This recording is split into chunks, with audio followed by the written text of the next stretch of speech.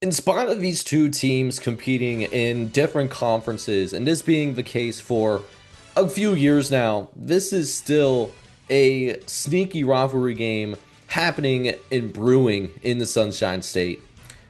That rivalry game that I'm talking about is the Shula Bowl, and it is once again back for the 2025 iteration of that, as Florida Atlantic is going to travel just a handful of miles north and play in Pit Bowl Stadium to take on the FIU Panthers, where both of these teams have the exact same record. They both come in with one win and one loss, and this is a game that can be seen on ESPN Plus, where it is a 6 p.m. kickoff.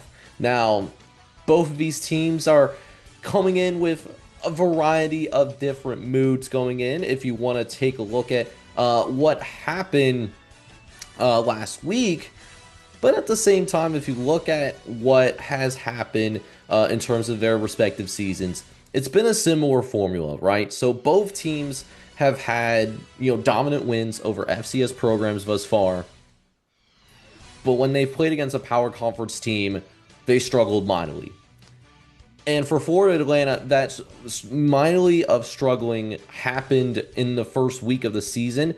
We saw them play against Maryland on the road, and Florida Atlantic looked really anemic. But their most recent game, though, much different story. We're talking about a 56-14 win over Florida A&M, powered by Caden Veikamp, who's starting to find his footing in Boca Raton. A 5-touchdown performance to go with a balanced ground game. So that offensive balance, and it led to fireworks, obviously. Over 550 yards of total offense, and doing it without turning the ball over. And I understand that it is just at Florida A&M, right? I completely get that, and I completely understand that. But anytime you can go without turning the ball over, that is a really positive sign. And that was something that FAU did struggle with a little bit back in week number 1 when they did play Maryland. FIU, on the other hand, is a different story. FIU, I believe they played Bethune-Cookman in week number 1, looked really good.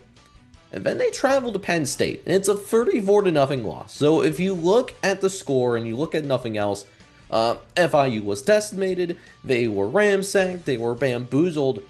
But if you really sat down and watched this game, there was a lot of things that happened in that for the Panthers that you would come away with positives. Yes, it is a 34-0 loss, but this was a team that was competitive with a top 5 team in the country deep into the second half. Now, Penn State obviously pulled away because there is, a talent gap and an athleticism gap between them and the Panthers.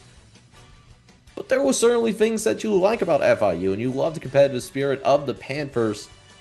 And they certainly showed splashes, particularly offensively, with Keyshawn Owens leading the way. That's their top running back there at FIU. Now, historically speaking, though, even though both teams have had a similar type of season thus far, this rivalry game has been one-sided. They have played 22 times in the history of the Shula Bowl, and right now there's a 6-game winning streak in favor of FAU. All-time, Florida Atlantic also has the advantage too. 16-5 is the series record in favor of FAU right now. However, in a battle between first-year head coaches, because both of these guys are Zach Kidley and is not Will. I want, for some reason, I want to say Will Muschamp. I know that's not who it is. Willie Simmons. I don't know where I got Will Muschamp from, but Willie Simmons, he's been doing some good work down there in his first couple of games as well. But this could literally go either way. And I think that's evident in what our metrics are showing right now, which is a good time for me to go ahead and pull up the model, where the model says, and there's a disagreement, interesting enough. So FanDuel right now, as I'm recording this video, actually does have FIU favored as a 2.5-point favorite. But our model disagrees. The model thinks the wrong team is favored right now. It's a very short favorite. FAU as a 0.5-point favorite according to our model. So it really just goes to show this game is a literal toss-up. Flip a coin, and you can argue either direction. and you wouldn't get any pushback from me. I genuinely believe that. But in a game like this, I really do believe it's the little things that make a world of difference. And right now, I trust Caden Bunkamp just a little bit more than Keon Jenkins, the quarterback for FIU.